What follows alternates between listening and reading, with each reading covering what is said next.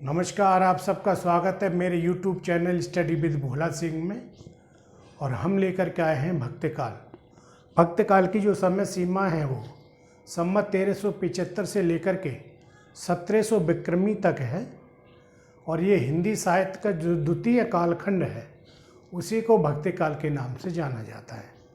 तो भक्तकाल सबसे पहले जो भक्ति का उदय होता है वो दक्षिण भारत में हुआ था और उत्तर भारत में इसको लाने का श्रेय है वो रामानंद और वल्लभाचार्य जी को जाता है। तो समझ लेते हैं भक्ति साहित्य की पृष्ठभूमि को। तो भक्तकाल का जो समय है वो संवत 1375 से 1700 विक्रमी तक है और हिंदी साहित्य का द्वितीय काल है, उसी को भक्तकाल के नाम से जाना जाता है। भक्तकाल को पूर्व मध्यकाल भी कहा है आचार्य रामचंद्र शुक्ल ने। और इस भक्तकाल को हिंदी साहित्य का स्वर्ण युग कहा है सर जॉर्ज अब्राहम ग्रियर्सन ने। और इस भक्ति शब्द का जो सबसे पहले उल्लेख है वो श्वेता उपनिषद में मिलता है। और भक्ति शब्द की उत्पत्ति मोनियर विलियम्स के अनुसार संस्कृत के भज धातु से होती है। इसमें कितिन प्रत्यय लगाने से हुई है, जिसका अर्थ है अपने आराध्य भगवान के ऐश्वर्य में भाग लेना। क्योंकि जो भारत में मुगल वंश की स्थापना हो जाने के बाद हिंदू जनता असहाय और निराश थी, क्योंकि उसके देव मंदिरों को तोड़ा जा रहा था, महापुरुषों का अपमान किया जा रहा था। तो जो हताश और निराश जनता थी उसको कहीं ना कहीं एक आराध्य शक्ति की कल्पना थी कि कोई आए और हमें बचाए। तो ऐसे में लोग भक्ति की ओर उन्मुख हुए थे। तो ये वही भक्ति साहित्य है। तो भक्ति शब्द की जो उत्पत्ति है वो मोनियर विलियम्स ने संस्कृत के शब्द भज में कितिन प्रत्यय लगाने से हुई है, जिसका अर्थ ये है कि अपने आराध्य भगवान के ऐश्वर्य में भाग लेना। और जो भक्तकालीन साहित्य की जो भाषा है वो तमिल भाषा है, क्योंकि सबसे पहले जो भक्ति का उदय होता है वो दक्षिण भारत में होता है, इसलिए वहाँ की जो भाषा थी वो तमिल थी। हालांकि बाद में उत्तर भारत में इसको लाने का श्रेय रामानंद और वल्लभाचार्य जी को जाता है। और यहाँ उत्तर भारत में आने के बाद इसका पूर्वी भाषा और खड़ी बोली में भी काफ़ी प्रसार किया गया था। तो भक्तकालीन साहित्य की जो भाषा थी वो सप्तम तमिल भाषा थी, क्योंकि दक्षिण भारत में सबसे पहले भक्ति का उदय होता है।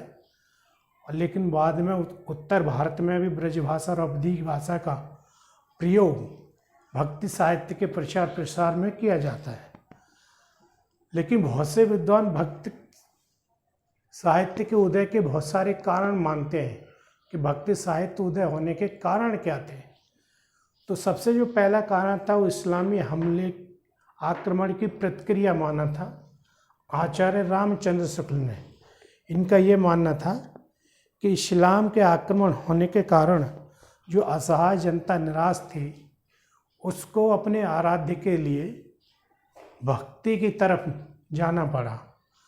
तो इस्लामिक आक्रमण की प्रतिक्रिया का कारण आचार्य रामचंद्र शुक्ल मानते हैं। लेकिन जो दूसरा कारण है वो ग्रियर्सन ये मानते हैं कि ईसाइयत की देन थी ये भक्तिकाल। और डॉक्टर ताराचंद अरबों की देन मानते हैं, इसलिए भक्ति आई, इसलिए भक्ति साहित्य पनपा। और हजारी प्रसाद द्विवेदी ये मानते हैं कि हिंदू जनता की स्वाभाविक आस्था के कारण भक्तिकाल आया। और रामविलास शर्मा भक्ति आंदोलन को एक जातीय और जनवादी आंदोलन मानते हैं। तो ये विभिन्न मत हैं भक्ति साहित्य उदय होने के कारण। और भक्ति आंदोलन का जो प्रसार का श्रेय है वो सबसे पहले दक्षिण भारत में आया था। और दक्षिण भारत में आलवार और नैनवार दो लोगों के प्रसार का महत्वपूर्ण योगदान है। आलवार वैष्णव भक्तों को कहा जाता था और नैनवार जो वो शैव आचार्यों को कहा जाता था। और आलवार जो ये तमिल भाषा का शब्द है और जो आलवार का जो मतलब है वो आध्यात्मिक ज्ञान और भगवत भक्ति में लीन महापुरुष कहा जाता है आलवार को। और आलवारों की जो संख्या थी वो 12 मानी जाती है। हालांकि कभी भी आज तक परीक्षा में आलवारों के नाम नहीं आए हैं, तो संख्या उनकी पूछ ली जाती है, तो इनकी संख्या जो थी 12 थी। और तमिल भाषा में रचित पदों का एक संकलन था दिव्य प्रबंधम नाम से।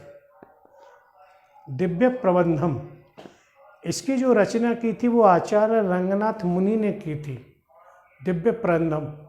और इसमें है क्या, तो तमिल भाषा में रचित पदों का संकलन है दिव्य प्रबंधम।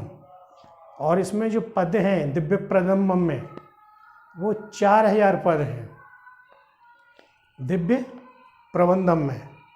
और उत्तर भारत में जो भक्ति आंदोलन के प्रसार और प्रसार का श्रेय है वो रामानंद जी को जाता है। उत्तर भारत में रामानंद और वल्लभाचार्य, इन दोनों ने उत्तर भारत में इसको प्रचारित किया। और बंगाल में जो भक्ति आंदोलन का प्रसार है वो चैतन्य महाप्रभु ने किया था। बंगाल में भक्ति आंदोलन के प्रसार का काम चैतन्य महाप्रभु ने किया था। कहाँ पर? बंगाल में। और असम में असोम, यहाँ पर जो भक्ति काल के प्रसार का जो जिम्मा था वो शंकर देव ने लिया था, इन्होंने इसको आगे बढ़ाया।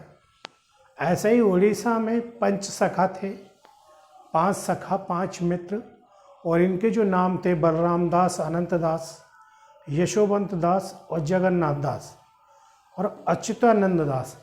ये 5 मित्रों ने इसको प्रचारित करने का श्रेय उड़ीसा में किया था। उड़ीसा में फैलाने का श्रेय इन 5 सखाओं को जाता है। और महाराष्ट्र में वारकरी संप्रदाय और महानुभाव 2 संप्रदाय थे। तो महाराष्ट्र में जो भक्ति आंदोलन इसको प्रचारित करने का जो श्रेय है वो वारकरी संप्रदाय और महानुभाव संप्रदाय को जाता है महाराष्ट्र में। तो ये थे क्या? वारकरी संप्रदाय महाराष्ट्र।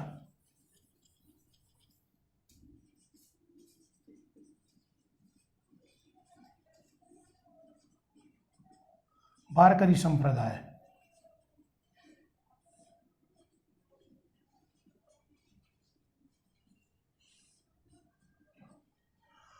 और इस वारकरी संप्रदाय के जो स्थापना की थी वो संत पुंडरीक ने की थी।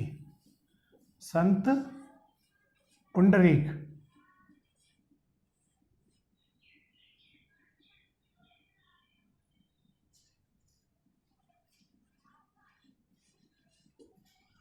वारकरी संप्रदाय का स्थापना का जो श्रेय है वो पुंडरीक को जाता है। और इसमें 4 संत थे वारकरी संप्रदाय में जिन्होंने महाराष्ट्र में प्रचार प्रसार करने का काम किया था। पहले जो संत थे वो थे संत ज्ञानदेव।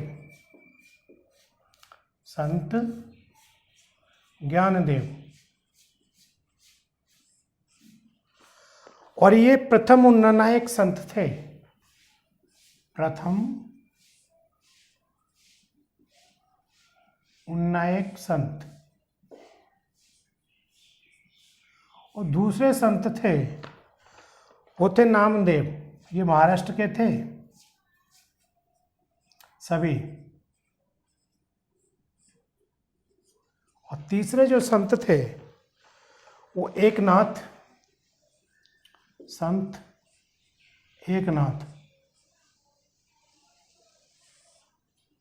और चौथे जो संत थे वो थे तुकाराम, संत तुकाराम।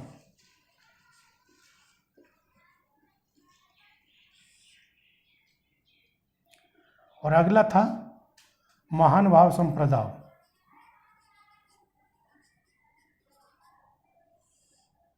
संप्रदाय।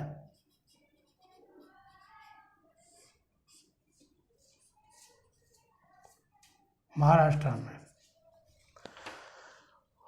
और इसके जो प्रवर्तक थे वो थे चक्रधर।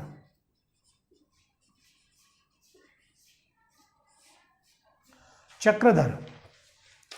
तो महाराष्ट्र में इस भक्ति आंदोलन को प्रसारित करने का जो श्रेय है वो वारकरी संप्रदाय और मानवा संप्रदाय को जाता है। वारकरी संप्रदाय के प्रवर्तक संत पुंडरीक थे और इसमें ये 4 संत थे। संत ज्ञानदेव, इनको प्रथम उन्नानायक संत भी कहा जाता है, और दूसरे संत नामदेव, तीसरे संत एकनाथ और चौथे संत तुकाराम। और अगले जो थे वो थे मानवा संप्रदाय, इसके प्रवर्तक चक्रधर थे। तो महाराष्ट्र में प्रचारित करने का श्रेय इन 2 संस्थाओं को जाता है। ऐसे करके धीरे धीरे धीरे भक्ति काल संपूर्ण भारत में फैल गया था। और आगे फिर एक भक्ति काल पर ही क्लास लेकर के आएंगे। उसके बाद में भक्ति काल के जो निर्गुण धारा के संत कवि हैं, संत काव्य धारा के कवि, वहाँ से इसको शुरुआत करेंगे। तो आई होप आपको ये हमारी क्लास पसंद आई होगी। जिन लोगों को पसंद आई हो तो हमारे चैनल को सब्सक्राइब कीजिए। हमारे चैनल का नाम है स्टडी विद भोला सिंह। और अगली क्लास हम भक्ति काल पर ही ज्ञानश्री शाखा की लेकर के आएंगे और उसके बाद में भक्ति काल शुरू हो जाएगा। तो आई होप आपको ये क्लास पसंद आई हुई। मिलते हैं नेक्स्ट क्लास में, तब तक के लिए नमस्कार।